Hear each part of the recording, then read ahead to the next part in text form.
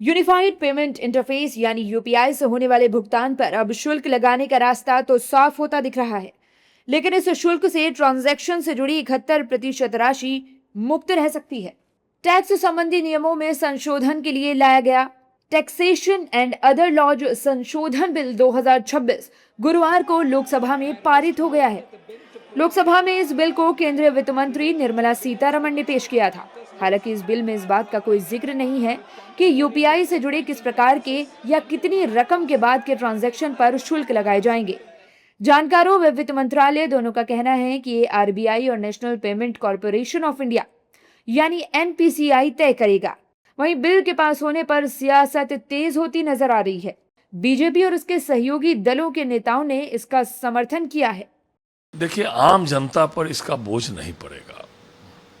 UPI Bharat में digital क्रांति लाया। व्यापारी हो, रेहड़ी वाले हो, ठपड़ी वाले हो, ठेला वाले हो, सब लोगों ने यूपीआई का इस्तेमाल करके आज देश कहाँ से कहाँ बढ़ा है। और अभी तो ये कानून बना है, पैसा बढ़ाना, कितना बढ़ाना, क्या बढ़ाना, ये तो बाद में जब नियमावली बनेगी उसमें आरबीआई को निर्णय लेना है या एनपीसीआई को निर्णय लेना है। मेरी व्यक्तिगत राय है कि यूपीआई ट्रांजैक्शंस के वर्तमान व्यवस्था को अभी लागू रहने दिया जाए, क्योंकि प्रधानमंत्री जी के आह्वान पर जिस तेजी से डिजिटलीकरण की ओर देश बढ़ा, आज ज़्यादातर लेन देन यूपीआई के जरिए हो रहे हैं और ये व्यवस्था कहीं ना कहीं पारदर्शिता को सुनिश्चित करने में काफ़ी महत्वपूर्ण भूमिका का निर्वहन कर रही है। वहीं दूसरी ओर समाजवादी पार्टी से सांसद रामगोपाल यादव ने बिल को लेकर कहा है कि इस सरकार कोई ढंग का बिल नहीं लाती है। इनका हर बिल जनता को लूटने वाला होता है। बता दें कि पर्सन टू पर्सन के बीच होने वाले यूपीआई ट्रांजैक्शन पर कोई शुल्क नहीं लगेगा। पर्सन टू मर्चेंट या मर्चेंट टू मर्चेंट के रूप में होने वाले ट्रांजैक्शन पर शुल्क वसूला जा सकता है। अच्छा, आज तक कोई ऐसा इस साल कानून बना है जो जनता के लाभ के लिए बना हो? सिवा लूटने के लिए किसी ने, अरे आप इतने से ज़्यादा पैसा निकालोगे तो अब आपके जेब पैसा कट जाते कि नहीं कट जाते? ये तो काम ही ऐसा कर रहे हैं।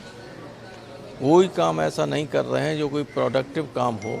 सिर्फ लोगों की जेब से पैसा कैसे निकाला जाए और उसको रेवड़ियों के रूप में कैसे बांटा जाए, यही काम है।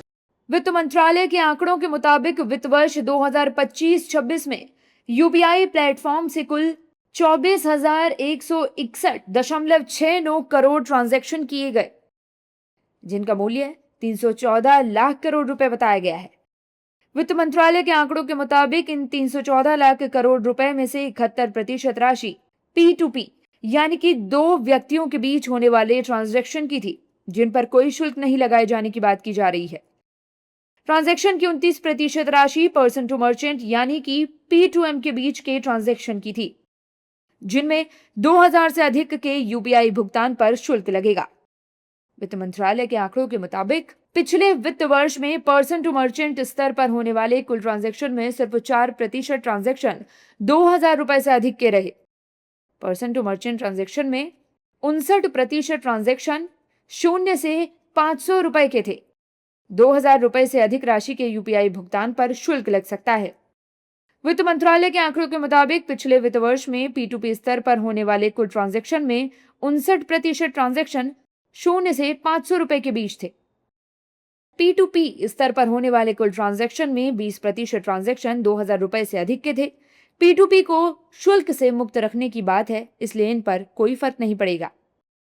केंद्र सरकार जो taxation and other laws bill लेकर आई है, उसके जरिए payment and settlement system act 2007 में संशोधन किया जा रहा है, जिसके तहत यूपीआई ट्रांजैक्शन पर बैंक या कोई भी वित्तीय संस्थान अभी शुल्क नहीं लगा सकता है।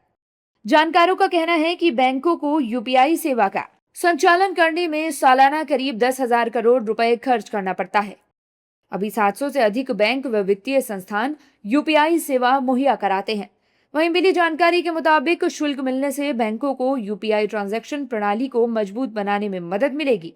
बैंक उस रकम को यूपीआई ट्रांजैक्शन साइबर सुरक्षा पर खर्च कर सकेंगे। बता दें कि यूपीआई ट्रांजैक्शन पर शुल्क की दर क्या होगी, इसका बिल में अभी कोई जिक्र नहीं है। आरबीआई व एनपीसीआई की तरफ से भी इस पर अभी कोई निर्णय नहीं लिया गया है।